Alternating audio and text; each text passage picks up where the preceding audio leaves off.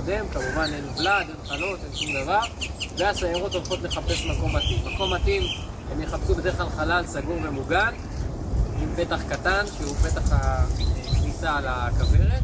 זה יכול להיות כוורת מלכודת כלשהי שהשארנו פה, זה יכול להיות בגג, במזגן, בתוך קיר, מקום פחות רצוי בשבילנו.